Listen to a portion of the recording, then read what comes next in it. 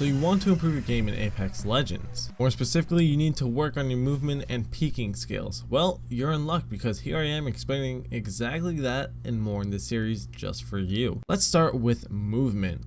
Throughout the game, you will encounter a number of obstacles, whether they be players in the area close by or where you have to push for circle, or you're just pinned between two teams and you want to completely leave that situation since you may be outgunned or outnumbered. All of them can be overcome for the most part with this simple information. The basics of movement in the game, like many, are the simple walk, run, and crouch. Of course, running is the fastest way to get from point A to point B. Combined with sliding, you can get there even faster, but running in general is loud and doesn't do well in sneaky situations.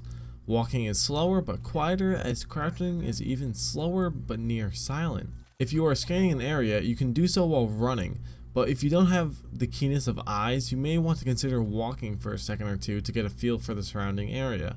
You might see something you didn't before, or you might not, you just never know. And while you're at it, do a quick 180 to check behind you, because most teams know it's easier to kill someone when they are unaware of their surroundings and rather closer to them. In a firefight, you want to be running for the most part since it's hard to hit a moving target. But when aiming at someone, you are forced to walk slower even when crouched, so strafing is an important aspect to learn. If you don't know what strafing is, it's simply moving while shooting, more particularly left and right. To reiterate, this is because someone will have a harder time to hit you when you're moving rather than standing completely still. This is a little tricky to learn, and you may even need to change up your sensitivity to work on it, but pick a fixed point in training mode and start shooting at it while moving left and right. As you move left, you should move where you're aiming gradually to the right, as if your reticle is fixed on that spot and your body is the only thing moving. Then when you move to the right, you should gradually aim to the left, and this is just to counteract where you are originally aiming, and the faster you do this, the harder you will be to hit, but start off slow and take your time because you may not get it right away. It's not something to rush, but with practice, I'm sure you will succeed. If you haven't figured it out already, Pathfinder, Octane Wraith, Bloodhound, and Bangalore all have a speed boost or mobility advantage applied to them, whether it be through their passive, tactical, or ultimate abilities. They can be used for excellent flanking routes or for fleeing nasty situations. They will also help you get to high ground, which, if you've never seen Star Wars or the meme before, it's over, Anakin! I have the high ground! High ground is the key to victory, giving you a tactical advantage over everyone else. If you need to escape an enemy that is overpowering you, these abilities will all come in handy even when you are pushing an enemy team. If you're pinned between two teams, be quiet if needed, but with the gunfight going on, run when the bullets are being shot because they won't be able to hear your footsteps because the bullets will be too loud. And make sure to use your abilities to your advantage because getting your ass out of that situation will be more beneficial than dying in it. It will also give you time to regroup, get your thoughts in check, and have a plan ready for another attack, as you may be able to get the upper hand depending on the circle and the enemy team's location. For Final Circle, Pathfinder and Octane can get you and your entire team to high ground with ease, as everyone else will mainly have to climb or take the same route as you and risk being an easy target. A quick tip to jump higher with Octane's launchpad is to simply just hold the jump button or key down just as you run over the launch pad, and it will send you higher and farther than it will normally.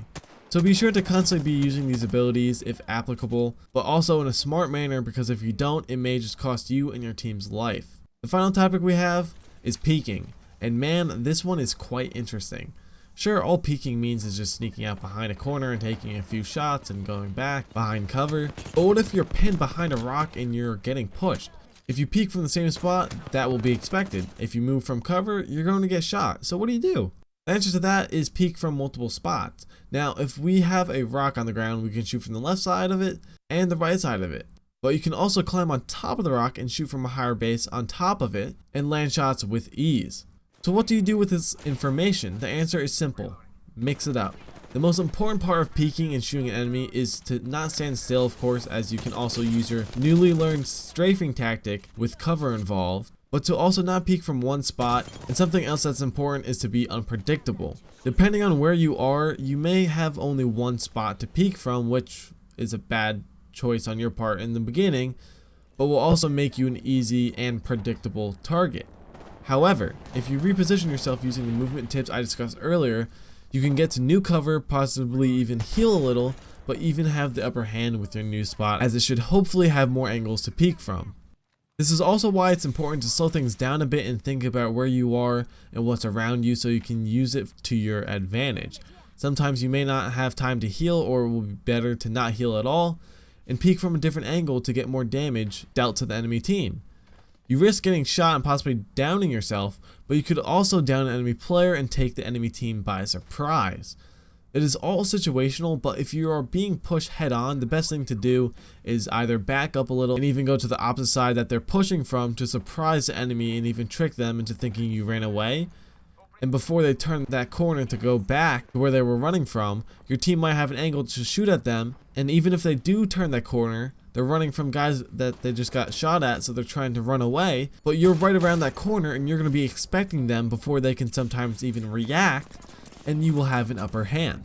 Another way to handle this situation is simply vaulting on top of that rock, building, or whatever cover it is.